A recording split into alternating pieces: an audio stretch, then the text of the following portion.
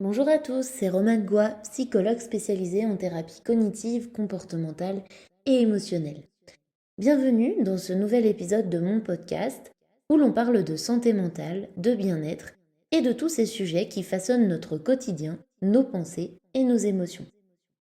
Aujourd'hui, à la suite des questions que je vous ai posées sur Instagram concernant vos idées, vos questions pour les prochains sujets de podcast, je vais aborder la notion des écrans et leurs conséquences sur la santé mentale et sur notre cerveau. Une jeune de mes patientes m'a demandé, donc sous ce petit questionnaire que je vous avais proposé sur ma page Instagram, m'avait demandé s'il était possible que les écrans développent chez certaines personnes des troubles dépressifs ou des symptômes dépressifs. Donc avant de répondre à cette question, commençons par voir ce que les écrans font à notre cerveau. D'un point de vue vraiment neuroscientifique, il faut savoir que les écrans vont venir solliciter en permanence notre système de récompense, qui est situé notamment au niveau du striatum, et qui est alimenté par la fameuse hormone de la récompense qui s'appelle la dopamine. La dopamine, on en entend souvent parler quand on fait du sport, quand on fait des activités qui peuvent susciter beaucoup d'adrénaline, beaucoup d'excitation, puisque à l'issue de ces activités-là, on produit une hormone de récompense qui s'appelle la dopamine. Lorsqu'on scrolle sur les réseaux sociaux, c'est-à-dire lorsqu'on défile sur les réseaux sociaux et puis qu'on laisse alimenter nos réseaux de plusieurs publications, etc., quand on reçoit une notification, un j'aime, un commentaire ou même une vidéo drôle, notre cerveau libère de la dopamine, donc l'hormone de la récompense. C'est agréable et notre cerveau va avoir tendance à en redemander. Comme lorsqu'on mange du chocolat, comme lorsqu'on a fait une super bonne séance de sport et qu'on a une tendance justement à apprécier ça, notre dopamine va être générée pour venir nous récompenser de ce qu'on vient de faire. En revanche, si ça devient trop fréquent, notre seuil de plaisir commence à augmenter. Et donc, on va avoir besoin de toujours plus, toujours plus, toujours plus pour ressentir cette fameuse récompense, ce fameux sentiment de plaisir, de plénitude qui est lié justement à cette fameuse dopamine. Ce mécanisme, en fait, c'est le même que dans les addictions comportementales. Addiction au sport, addiction au jeu d'argent ou addiction à d'autres choses comportementales, les paris sportifs, etc. De la même manière que dans ces addictions, les écrans vont venir produire de la dopamine et lorsqu'on va cesser donc d'utiliser les écrans, notre cerveau il va en redemander. Donc on va y retourner et ainsi de suite, on va entrer dans un cercle vicieux presque de dépendance ou en tout cas de recherche de ce sentiment de plénitude, de bonheur lié à la dopamine qui est libérée lorsque nous sommes sur notre téléphone ou notre tablette. Le résultat de ce phénomène, c'est qu'on va devenir petit à petit plus irritable, moins motivé à faire des choses qui nous demandent de l'effort, et on va développer une forme de dépendance passive à cette stimulation constante. Les contenus rapides, comme les vidéos courtes, les jeux très visuels, vont avoir tendance à activer notre cerveau émotionnel sans solliciter notre cortex préfrontal, qui est situé vraiment juste derrière le front, et qui, lui, est pourtant essentiel pour travailler ce qu'on appelle les fonctions exécutives, que sont l'attention, la planification, l'inhibition, donc la concentration qui va avec l'attention, mais aussi la régulation émotionnelle. Donc vous vous doutez bien que ça peut effectivement créer des soucis sur le plan des apprentissages, mais aussi parfois au niveau professionnel, au niveau du quotidien. On va décliner ce podcast en plusieurs petites parties et regarder l'impact des écrans sur chaque génération. Donc d'abord chez les enfants, puis chez les adolescents, puis ensuite chez les adultes, afin justement de voir quel est l'impact des écrans en fonction de notre âge de développement, etc. Alors pour commencer, chez les enfants. Avant 6 ans, le cerveau est en pleine construction, il est en pleine ébullition, c'est là que tout se développe. Les connexions neuronales vont exploser de 0 à 6 ans et tout passe par le corps, le mouvement, la relation, les interactions avec les autres. Les connexions neuronales, elles vont dépendre de tout ça pour se faire et pour être efficientes. Le problème avec la consommation d'écran, avec les enfants donc, qui ont de plus en plus accès aux écrans et qui ont parfois des temps d'écran qui vont être très importants, c'est qu'ils vont venir remplacer les expériences concrètes dont on parlait à l'instant, qui vont passer par le corps, par le mouvement, par la relation à l'autre. Les écrans, ils ne sont pas interactifs au sens réel du terme. C'est-à-dire que l'enfant, bien sûr, peut, dans certains dessins animés, répondre avec le personnage, mais c'est pas un vrai échange qui se crée. C'est pas de l'improvisation, c'est pas de l'adaptation. Les dessins animés ne répondent pas directement à l'enfant. Ils ne s'adaptent pas à son visage, ils ne s'adaptent pas à ses émotions, à ses gestes, à son rythme ou à même simplement à ses mots. Et les conséquences, en fait, elles sont aujourd'hui bien documentées.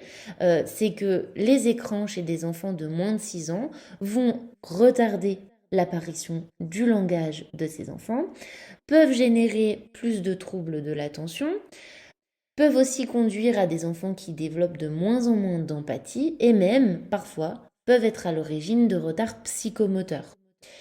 Il y a beaucoup de chiffres aujourd'hui qui recensent ça, mais une étude de l'INSERM qui date de 2022 a montré que 1 heure d'écran par jour à 2 ans augmente le risque de retard de langage à 3 ans de manière significative.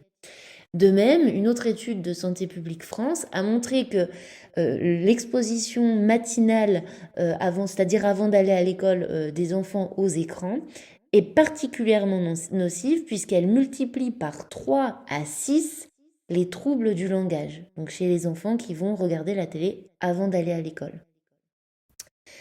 Chez les adolescents, maintenant, eh bien, c'est pareil, hein, il y a des impacts, mais ça va être d'autres impacts. L'adolescence, c'est un moment de bouleversement. Le cerveau émotionnel se développe plus vite que le cerveau rationnel et donc on a pas mal de questionnements autour de l'identité, de l'estime de soi, de la gestion de ses propres émotions, etc. Et là, les réseaux sociaux viennent accentuer ce décalage entre le développement du cerveau émotionnel et le développement du cerveau rationnel. Les ados vont devenir de plus en plus accros à la validation sociale qui passe donc par les j'aime, par les commentaires, par le nombre d'abonnés à leurs réseaux sociaux, vont devenir plus sensibles, voire très sensibles à la comparaison sociale, donc la comparaison corporelle, voire le corps des autres, au succès, à l'apparence, à la richesse, etc. Et vont être très exposés à des contenus qui parfois peuvent être violents, anxiogènes, voire parfois sexualisés. Résultat de tout ça, eh bien, évidemment, on observe dans beaucoup d'études une hausse significative des troubles anxieux chez les adolescents qui sont exposés de manière récurrente aux écrans et aux réseaux sociaux, des troubles de l'image corporelle, donc notamment de la dysmorphophobie. La dysmorphophobie, c'est lorsqu'une personne ne se voit pas telle qu'elle est réellement, donc au niveau surtout physique. C'est des personnes qui vont se trouver par exemple trop grosses alors que elles sont dans un IMC très médium, voire des fois maigre. C'est des personnes qui vont développer des complexes que personne d'autre peut observer autour d'elles, mais à force justement de comparaison et de surstimulation. On peut retrouver aussi des troubles du sommeil accentués chez les adolescents, notamment avec l'usage des écrans juste avant de dormir notamment. Une étude américaine de Jean Twenge, je ne sais pas trop comment on dit son nom de famille, j'avoue, mais Twenge, a montré que depuis l'arrivée massive des smartphones, donc à peu près en 2012, la dépression chez les adolescents a augmenté de 70%. C'est vraiment énorme. Alors après, attention, il y a plein de choses à prendre en compte. On évoquait lors des précédents podcasts un peu l'anxiété existentielle, voilà, la génération des milléniaux qui est quand même pris entre plein de conflits de valeurs, etc. Donc il n'y a pas que les écrans qui sont liés à cette prévalence dépressive chez les adolescents, mais tout de même, il y a forcément une part significative de responsabilité des écrans là-dedans. Chez les adultes, maintenant, eh bien, il y a également des conséquences et les écrans ont bien évidemment un prix, un coût aussi chez les adultes. On a tendance à dire, oh, les jeunes sur leur smartphone, mais si on regarde bien, et ça je l'avais dit dans mon précédent podcast, si on regarde bien, aujourd'hui dans une salle d'attente, il n'y a pas que les adolescents et que les jeunes qui ont des téléphones dans leurs mains, c'est tout le monde. Les adultes aussi, les générations de nos grands-parents commencent aussi à utiliser énormément les téléphones et l'impact vaut aussi chez les adultes, voire même chez les personnes plus âgées. Alors d'abord, le prix à payer des écrans chez les adultes, eh bien c'est une fatigue mentale qui va être liée à la multitâche, aux notifications et au fait de toujours être connecté.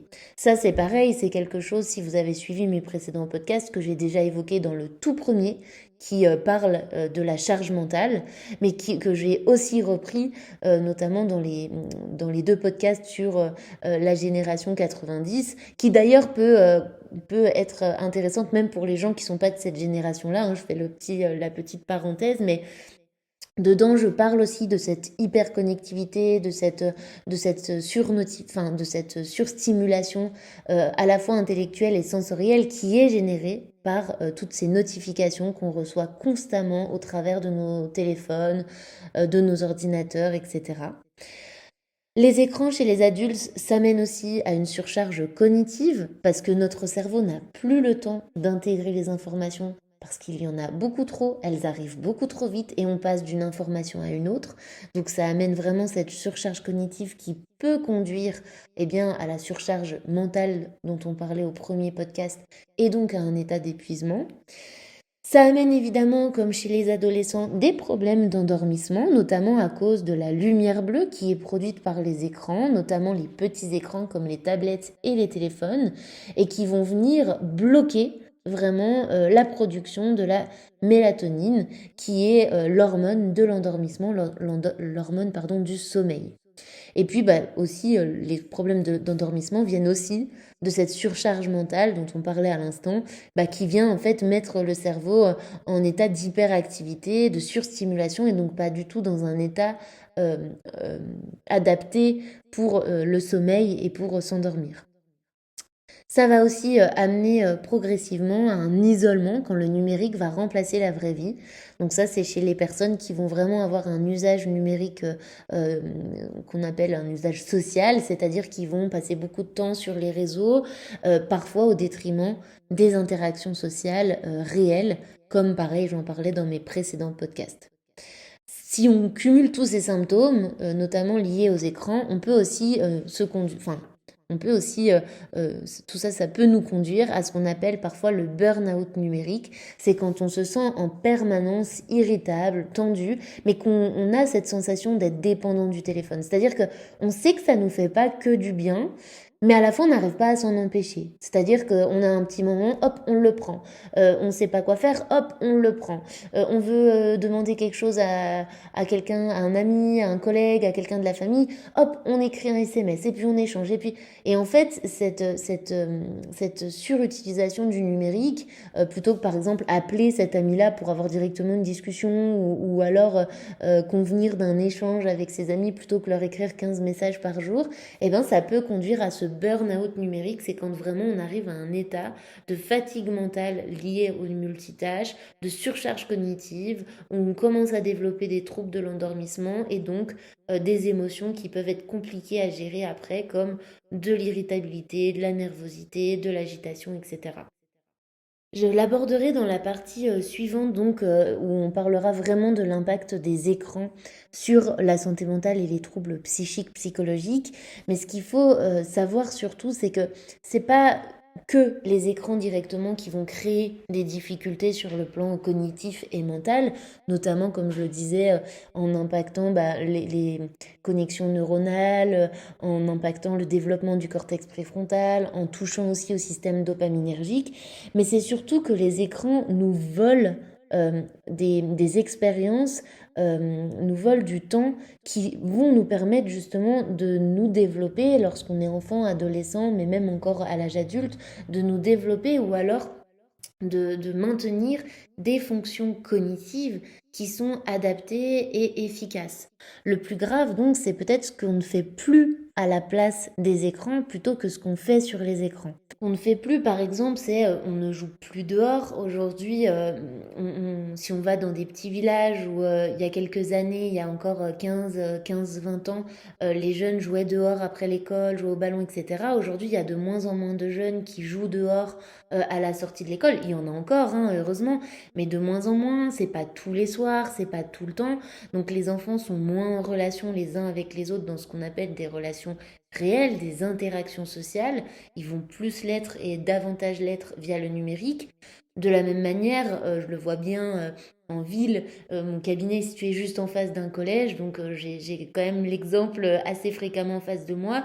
À la sortie du collège, la plupart des élèves, quand je sors moi-même du cabinet, sont sur leur téléphone, chose qu'il y a 15 ans, voire plus, c'était pas des choses qu'on pouvait voir, même s'il y avait déjà un peu des téléphones, des écrans, le début des smartphones, on était moins dessus, moins nombreux étaient les élèves qui avaient un téléphone, et c'était encore assez interdit, et on passait encore beaucoup plus de temps dehors, donc à créer des interactions, à faire preuve de créativité, etc. Aussi, on ne s'ennuie plus, ça je l'ai dit pareil dans un podcast précédent, je disais que dans les salles d'attente aujourd'hui tout le monde était sur les téléphones et peu de gens allaient lire un livre, et discuter avec les personnes autour d'elles. On n'a plus l'habitude de s'ennuyer. Dès lors qu'on s'ennuie, hop, on sort son téléphone ou on allume la télé ou on prend son ordinateur, et ce qui fait que on ne stimule plus notre créativité. Parce que l'ennui, certes, peut être une émotion désagréable, mais c'est une émotion qui va générer, stimuler notre créativité. Pareil, on lit de moins en moins. Aujourd'hui, il y a encore des lecteurs, hein, et heureusement, mais c'est vrai que quand on a un moment un peu off, ben, on a plus tendance à regarder la télé ou à allumer son téléphone ou à prendre son téléphone que à ouvrir un livre. Et ça, c'est pareil, c'est dommage parce que la lecture, c'est un vrai échappatoire. C'est vrai que j'en parle beaucoup à mes patients, mais c'est important de se rappeler que la lecture, c'est un moyen des fois de voyager en restant dans son salon. C'est un moyen aussi de s'ouvrir à un imaginaire qui parfois est un peu difficile d'accès quand on a la tête justement surchargée d'informations. Lorsqu'on est fatigué mentalement, on peut avoir du mal à avoir accès à cet imaginaire. Alors que la lecture, la littérature va nous permettre justement de replonger là-dedans. Donc on lit moins parce qu'on est plus sur les écrans, on ne parle plus autant qu'avant, on ne communique plus autant qu'avant avec les gens. C'est-à-dire que quand on est sur notre téléphone, on ne discute pas avec les gens qui sont autour de nous. Peut-être qu'on discute avec les gens qui sont à 10 000 km, mais ceux qui sont autour de nous, en tout cas, on ne leur parle pas forcément ou moins. Et ça, forcément, ces interactions humaines réelles qui sont manquantes, eh bien, viennent perturber aussi également notre équilibre. C'est vraiment important de réestimer à leur juste valeur toutes ces interactions, toutes ces choses qui sont essentielles pour notre développement, mais qui sont aussi essentielles pour notre équilibre. Peu importe notre âge, c'est important de garder, de maintenir de bonnes fonctions cognitives et exécutives, et donc pour cela de continuer de créer du lien, de continuer de faire appel à sa créativité, à son imaginaire, et de faire aussi des pauses numériques. Je réitère, et je pense que dans tous mes podcasts, j'en parle au moins une fois, mais c'est vraiment important. Alors on arrive enfin à cette partie qui vraiment va aborder les écrans et la santé mentale. Euh, la santé mentale au sens de psychopathologie, entre guillemets. En fait, on parle souvent, comme je vous le disais tout à l'heure, on parle souvent des écrans comme d'un problème pour les enfants ou les adolescents, mais en réalité, leur impact concerne toutes les générations. Ça, c'est ce que je vous ai dit, mais vraiment, je le répète parce que c'est hyper important de l'intégrer, et notamment sur notre santé mentale de façon parfois insidieuse. Notre cerveau, il n'est pas conçu à la base pour recevoir des dizaines de stimulations par minute. Chaque notification, chaque son, chaque sonnerie, chaque image animée, chaque petite vidéo qu'on regarde nous demande un micro-effort mental, même si on ne s'en rend pas vraiment compte. À la longue, ces micro-stimulations, ces micro-efforts mentaux qui parfois peuvent durer des heures, usent nos ressources attentionnelles et nous fatiguent mentalement. C'est ce qu'on appelle parfois, dans le terme anglais, le cognitive overload. C'est ce qu'on appelle la surcharge cognitive. C'est vraiment cette idée qu'on n'a plus on n'a plus cette capacité d'intégration de nouvelles informations. On a l'impression d'être vraiment surchargé, d'être épuisé, d'être saturé sur le plan informationnel et on se dit mais pourquoi? Et c'est justement généré par ces micro-stimulations, ces micro-efforts mentaux qui sont en permanence sollicités à chaque notification, à chaque SMS, à chaque conversation, à chaque image, à chaque vidéo qu'on va regarder. Le résultat de tout ça, c'est que ça nous conduit à une forme d'irritabilité, de difficultés aussi attentionnelles, difficultés à se concentrer. Parfois, on peut avoir des oublis dans le quotidien, oublis d'informations importantes, oublis de rendez-vous, oublis de prendre son tupperware pour aller au boulot, etc. Ça peut mener aussi à une baisse de productivité et évidemment à une fatigue chronique. Et ça, c'est aussi quelque chose dont je parle dans le premier podcast sur la charge mentale.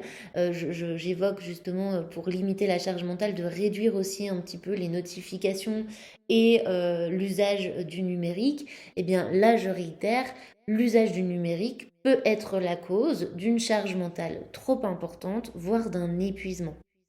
En plus, plus on va être fatigué mentalement, moins on va avoir l'énergie pour des activités bénéfiques comme par exemple, je le disais à l'instant, de la lecture ou du sport ou des discussions avec des amis ou de la créativité. Et donc c'est comme ça que s'installe un cercle vicieux, c'est-à-dire qu'on n'a plus l'énergie, donc plutôt que sortir, faire du sport, lire, discuter, voir des amis ou faire des activités créatives, eh ben on va prendre son téléphone ou alors on va allumer sa télévision et ainsi de suite. Et en fait, on va venir comme ça vraiment entretenir ce cercle vicieux. Aussi, les réseaux vont être conçus, donc là, les réseaux sociaux vont être conçus pour capter notre attention par souvent ce qu'on appelle en psychologie sociale la comparaison sociale, qui souvent va être biaisée. C'est-à-dire qu'on va y voir le meilleur de la vie des autres. Et puis, on va voir tout ce qui est filtré, tout ce qui est idéalisé. On va voir qu'un tel réussit, qu'un tel a fait sa séance de sport, qu'un tel a couru tant de kilomètres. Et là, je pense aux réseaux sociaux comme Strava, parce que quand on parle de réseaux sociaux, je fais une parenthèse, mais quand on parle de réseaux sociaux, on pense souvent Instagram, Facebook, TikTok. En fait, les réseaux sociaux, c'est tout ce qui nous met en lien avec l'autre depuis notre téléphone, notre ordinateur ou notre tablette. Donc, Snapchat, c'est un réseau social, WhatsApp, c'est un réseau social, Messenger, c'est un réseau social, Strava, c'est un réseau social. Et toutes ces applications font partie de ce qu'on appelle les réseaux sociaux. Alors, c'est sûr que sur WhatsApp, on a moins de comparaison sociale que sur Instagram, mais on est quand même dans une hyper connectivité grâce à WhatsApp, pardon. Et je pense aussi à Strava, qui est une application dont j'oublie souvent de parler. Mais Strava, c'est comme Instagram, version sport. C'est-à-dire que vous allez vous comparer en permanence à votre voisin, à votre collègue, à votre ami, qui est allé courir tant de kilomètres et vous y êtes pas allé. Donc vous allez culpabiliser, et ainsi de suite. Donc plus en fait on va se comparer, plus on va voir ce que font les autres et plus en fait on va soi-même se mettre en comparaison, se mettre en compétition. On va parfois se sous-estimer, se dévaloriser par rapport à ce qu'on peut voir. L'autre a couru plus vite, l'autre a fait plus de kilomètres, l'autre est plus régulier ou sur d'autres réseaux, l'autre part plus souvent en vacances, l'autre a une vie incroyable et ainsi de suite.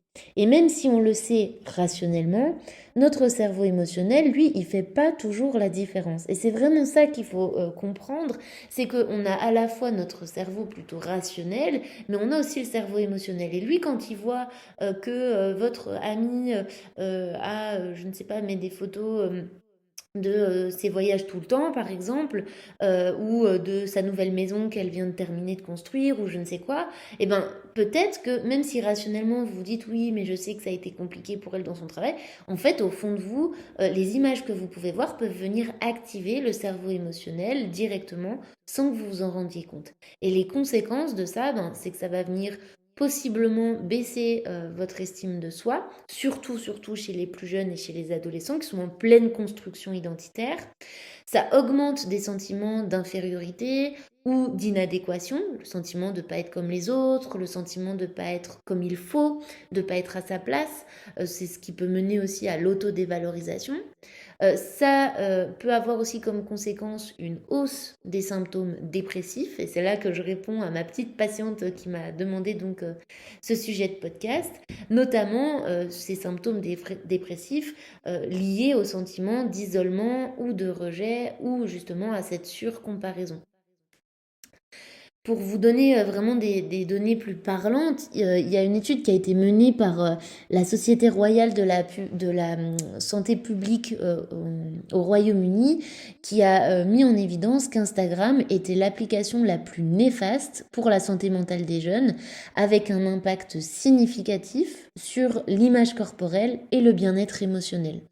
Une autre étude, toujours de Twenge de 2020, a établi que plus de 2 heures d'écran par jour augmentait de 35% le risque de symptômes dépressifs chez les adolescents.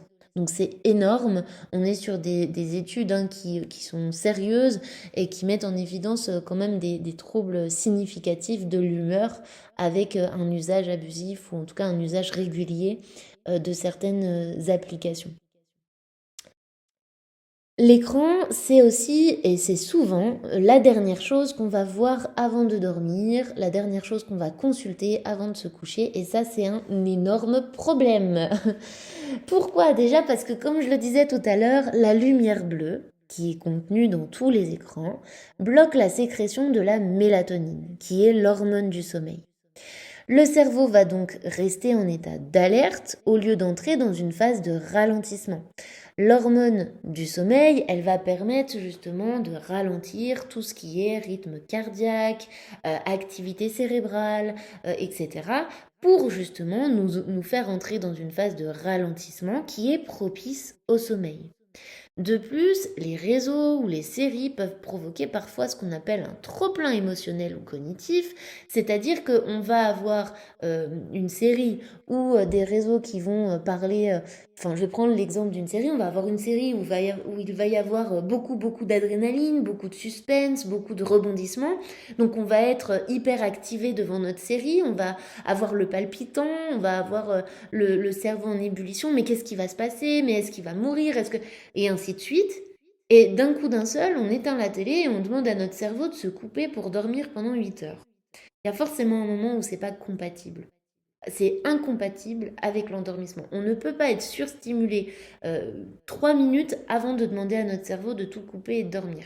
Au cabinet, j'ai énormément de patients qui se plaignent de troubles du sommeil et effectivement, lorsqu'on fait un peu déjà une analyse de leur hygiène du sommeil, la routine du soir, etc., on observe que souvent, chez ces patients, il y a un usage soit du téléphone, soit de la télé, soit de la tablette, soit de l'ordinateur, juste avant le moment du coucher. Donc déjà, sur le plan vraiment neurologique, la lumière bleue bloque la sécrétion de la mélatonine, donc là on est sur de la biologie pure et dure, ça bloque l'hormone du sommeil, donc forcément notre cerveau reste en état d'alerte, notre corps aussi dans cette phase veille plutôt que d'entrer dans une phase de ralentissement qui permet d'entrer dans la phase sommeil. Mais en plus de ça, les réseaux, les contenus, donc séries, réseaux sociaux, etc., qu'on va consulter avec nos écrans, vont souvent provoquer ce trop-plein émotionnel, ce trop-plein cognitif, cette hyperstimulation qui va donc être incompatible avec une phase de ralentissement et d'endormissement. Et forcément, il n'y a pas de secret là-dedans, le manque de sommeil va fragiliser notre santé psychologique et psychique, comme par exemple on peut le voir dans les développements de troubles anxieux qui peuvent être liés parfois à un manque de sommeil, à des carences de sommeil, etc. Donc le manque de sommeil, ça a plein d'impacts sur la santé psychologique, anxiété, troubles de l'humeur, troubles de la concentration, et même parfois, mais alors là, je ne veux pas du tout vous faire peur, hein, on est sur des cas extrêmement rares, et lorsqu'il y a une prédisposition évidemment chez certaines personnes, on peut même arriver à des décompensations psychiatriques. C'est très très rare, mais en tout cas le manque de sommeil ou un sommeil qui est très déstructuré, ça peut conduire à une fragilité psychique majeure. Et ça, c'est vraiment important de le prendre en considération. Un autre point, donc, sur l'impact des réseaux sur notre santé mentale, pardon, eh bien, c'est l'addiction comportementale. J'en ai un petit peu parlé au début du podcast. Euh, les écrans, quand on dit que c'est addictif, on n'est pas sur un abus de langage. C'est une réalité psychologique qui aujourd'hui s'évalue. Certains profils, notamment chez les jeunes ou chez les personnes qui sont fragilisées ou qui peuvent être plus vulnérables aux addictions, je pense par exemple aux personnes qui peuvent souffrir d'un trouble déficitaire de l'attention avec hyperactivité ou qui ont déjà un passif avec les addictions ou les personnes qui peuvent avoir un trouble bipolaire par exemple. Mais chez toute personne, même sans diagnostic psy, hein, évidemment, chez toute personne qui peuvent être fragilisée ou vulnérable, on peut développer une véritable cyberdépendance avec donc des difficultés à s'arrêter, des difficultés à mettre en pause le téléphone, l'écran, l'ordinateur, etc. De la nervosité en cas de privation ou en cas de temps trop long sans usage de l'écran, un repli sur soi, un repli social et puis effectivement une perte d'intérêt pour les autres activités. L'addiction aux écrans, elle fonctionne comme une addiction classique, hein, c'est la même chose, c'est-à-dire elle va venir activer le circuit de récompense qu'on a détaillé tout à l'heure au début du podcast, donc le système dopaminergique. Elle va aussi activer donc tout ce qui est circuit de la récompense, comme je venais de vous le dire. On va observer une forme de tolérance. Et lorsque on va avoir un besoin de sevrage, lorsqu'on va devoir sevrer la personne, il peut y avoir de vrais symptômes avec justement de la nervosité, de l'agressivité, etc. Et on peut avoir aussi des risques de rechute en cas de sevrage. Les troubles associés à l'addiction comportementale des écrans peuvent être la dépression, les troubles anxieux, les troubles obsessionnels compulsifs, un isolement social, voire même une phobie sociale, et même chez certains enfants ou certains jeunes, une phobie scolaire. Alors, qu'est-ce qui peut aussi venir impacter la santé mentale dans le rapport qu'on peut avoir avec les écrans? C'est la déshumanisation progressive qu'on a des interactions. C'est ce que je disais tout à l'heure. C'est que nos échanges vont passer trop souvent par écran interposé. Aujourd'hui, on a une question à poser à notre sœur, ben, on lui écrit un SMS. On a un renseignement à demander à un collègue, on lui écrit un mail, et ainsi de suite. Et en fait, on perd des éléments essentiels à notre équilibre mental. J'en ai un peu parlé dans l'introduction tout à l'heure, mais ces éléments essentiels, ce sont le regard de l'autre, le toucher, la voix, la posture, tout ce qui est non-verbal, qui n'est pas visible au travers des écrans. On perd aussi l'empathie. On perd la spontanéité, on perd aussi le silence, apprendre à gérer les silences, apprendre à faire face à quelqu'un qui réagit peut-être mal à une parole, mal, et pouvoir s'y adapter, pouvoir rebondir, pouvoir répondre à des situations qui ne sont pas forcément prévisibles. Et tout ça, en fait, ça se perd justement au travers de ces nouvelles interactions par écran interposé.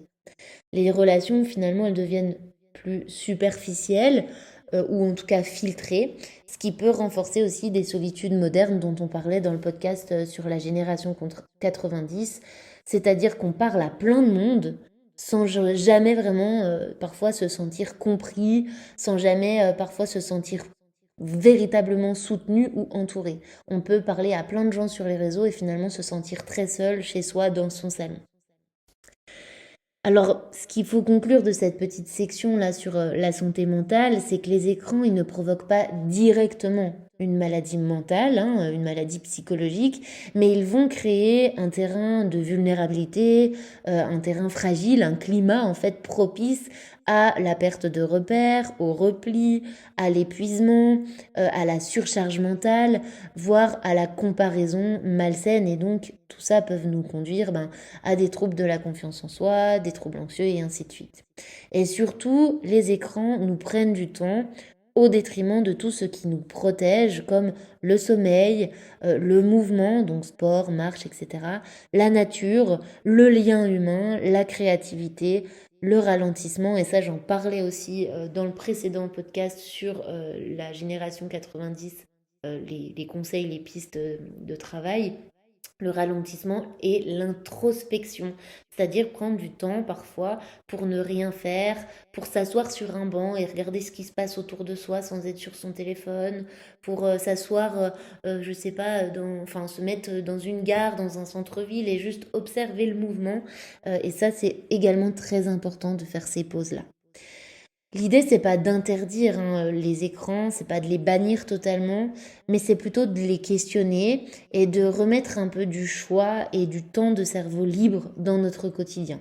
Et c'est d'ailleurs ce que je vais aborder là dans cette prochaine section, c'est que faire finalement pour pouvoir avoir un rapport plus sain aux écrans, que faire pour limiter tous ces dommages qu'ils peuvent causer.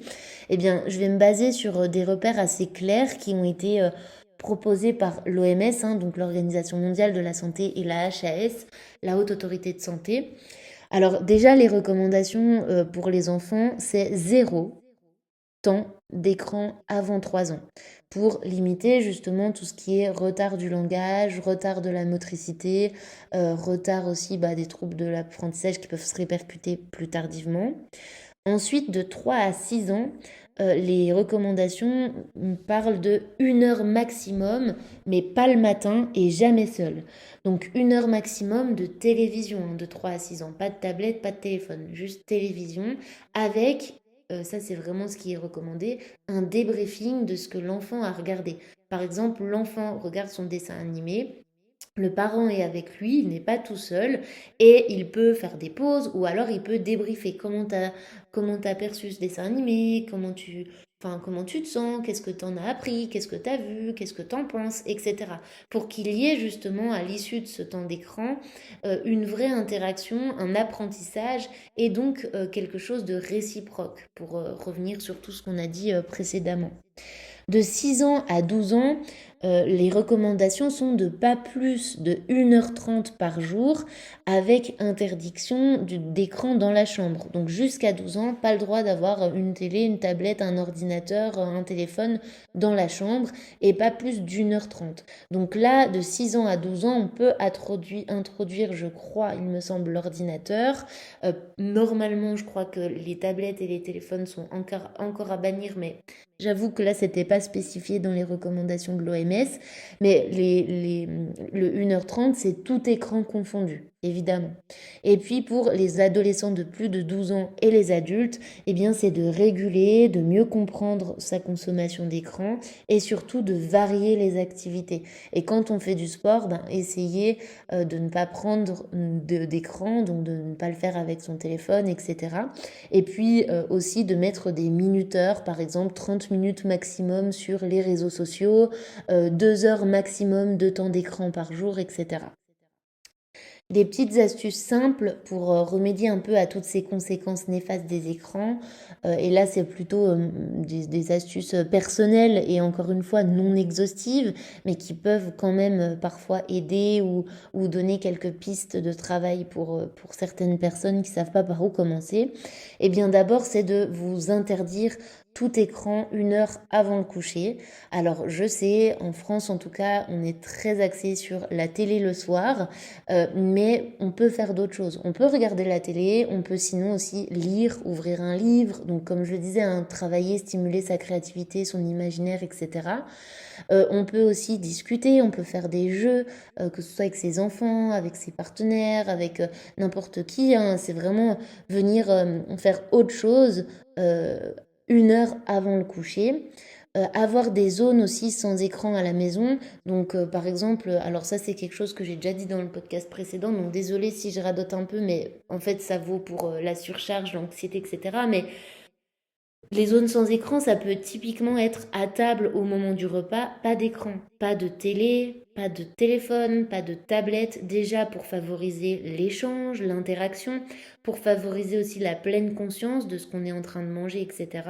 Pas d'écran dans la chambre, pour favoriser le sommeil, pour favoriser le bien-être, pour ne pas amener des émotions négatives qui pourraient venir des réseaux, des informations qu'on pourrait euh, lire ou voir sur nos écrans dans la chambre.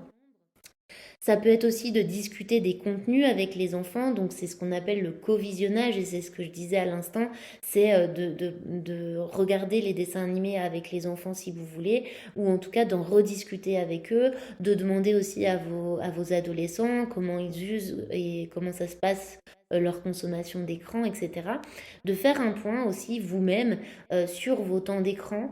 Des fois, mes patients, je dis, ah, mais vous savez, des fois on passe trop de temps sur notre téléphone. Non, non, non, mais moi je suis pas trop téléphone. Et puis on regarde le temps d'écran 3h30 par jour, en moyenne. 3h30 par jour, c'est énorme. Et encore, c'est énorme, mais c'est peu par rapport à tout ce que je vois. Vraiment, quand on fait ce point avec mes patients, il y a des temps d'écran qui sont de 7h, 6h, et c'est énorme. Chaque petit message que vous envoyez, ça vous prend quelques secondes, quelques minutes, etc. Plus le temps que vous allez défiler sur les réseaux sociaux le soir ou sur votre boîte mail ou sur, je sais pas, n'importe quel autre euh, contenu que vous allez aller voir sur votre temps d'écran, bah, ça vous ajoute du temps d'écran et vous pouvez être fortement surpris. Donc comme je le disais tout à l'heure, essayez de vous mettre des minuteurs, ne serait-ce que pour prendre conscience que ça fait déjà 1 heure que vous usez des réseaux sociaux par exemple, vous mettre aussi le bien-être numérique. Aujourd'hui, tous les smartphones en sont équipés. Donc c'est par exemple maximum 2 heures de temps d'écran et quand vous les avez dépassés, votre téléphone vous le notifie. Comme ça, des fois, ça aide à ralentir et à se dire oh, mince, j'en suis déjà à 2 heures aujourd'hui, je vais faire plus attention. Proposer aussi des alternatives sensoriellement riches à vos enfants, à vos adolescents, mais aussi à vous-même, hein. Aller marcher en nature, aller faire du sport, essayer de faire de la peinture, du céramique, enfin de la céramique, pardon, de la poterie, de la cuisine, du bricolage. Essayez vraiment de revenir à des activités créatives ou à des activités où votre corps est en mouvement ou alors où vous pouvez être interconnecté avec les autres. Donc ça peut juste être aller boire un verre avec des amis, etc. Vous pouvez aussi, comme je le disais à l'instant, utiliser euh, les temps d'écran pour limiter, mais aussi utiliser des pauses d'écran dans votre journée. Donc je disais tout à l'heure le temps du repas et la chambre à coucher, mais ça peut être aussi, comme j'ai pu le dire dans le précédent podcast également, au moment du lever, ne pas prendre votre téléphone dans l'heure qui suit. Vous pouvez très bien aller vous préparer à la salle de bain sans votre téléphone, ça ne va pas vous perturber. Vous pouvez petit déjeuner sur votre téléphone, etc. Et seulement une fois arrivé au travail ou en route, etc., à ce moment-là, vous pouvez désactiver le mode avion de votre téléphone, mais pour laisser le temps aussi à votre cerveau d'émerger sans être de nouveau noyé sous un tas d'informations. Alors pour conclure ce podcast qui je pensais durerait 20 minutes et qui finalement va durer 45 minutes, eh bien les écrans font désormais partie de notre vie, c'est un constat, c'est une réalité. L'idée, c'est pas du tout de diaboliser les écrans, hein. Il n'y a pas que du négatif. Les écrans, ça nous apporte aussi beaucoup de choses. Ça nous facilite parfois la vie. Ça nous donne des sources d'informations beaucoup plus faciles d'accès qu'auparavant. Ça nous permet de rester en contact avec notre famille, nos proches qui peuvent parfois être éloignés géographiquement. Donc, on ne va pas diaboliser et jeter que du tort, hein, aux écrans. Mais c'est vraiment important de comprendre en revanche comment les écrans fonctionnent sur notre cerveau, sur notre santé mentale et de reprendre un peu de pouvoir là-dessus. C'est vraiment ça qui est crucial pour un bon usage des écrans et pour donc limiter l'impact néfaste des écrans sur nous, sur notre cerveau. Il faut aussi se rappeler que notre cerveau, il a besoin de temps calme, de lenteur, de relations sociales, de mouvement. Et on peut lui offrir ça. C'est à nous de faire ce choix, de prendre cette décision, de prendre soin de nous, de notre santé mentale, de notre cerveau, et de lui offrir ce dont il a besoin. C'est important de se respecter et de respecter cet organe aussi qui travaille tout le temps, tout le temps, tout le temps, et de pouvoir effectivement se proposer, enfin lui proposer des temps calmes, de lenteur, etc. Et surtout, posez-vous la question, qu'est-ce que je rate là maintenant pendant que je suis sur mon téléphone? Qu'est-ce que je suis en train de rater? Qu'est-ce que je pourrais faire? Peut-être une séance de sport? Peut-être me promener dans la nature, peut-être à la limite aller voir quelqu'un, peut-être apprendre un nouvel instrument, apprendre à peindre, etc. Ou faire du ménage, ou faire à manger, ou faire les courses, et ainsi de suite. En tout cas, comme d'habitude, ce podcast touche à sa fin et donc je tiens à vous remercier sincèrement de m'avoir écouté.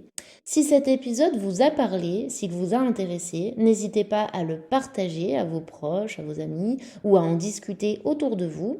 Vous pouvez aussi me laisser un commentaire pour me donner, comme d'habitude, votre avis, à me laisser un petit mot ou à me poser plus de questions, sachant que là, je ne me suis pas éternisée sur la partie neuropsychologique, donc sur l'impact des écrans vraiment sur le cerveau. Mais si c'est quelque chose qui vous intéresse, moi j'adore parler de ça.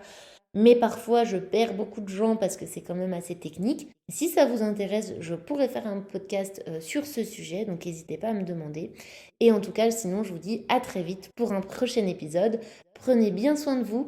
À tout bientôt.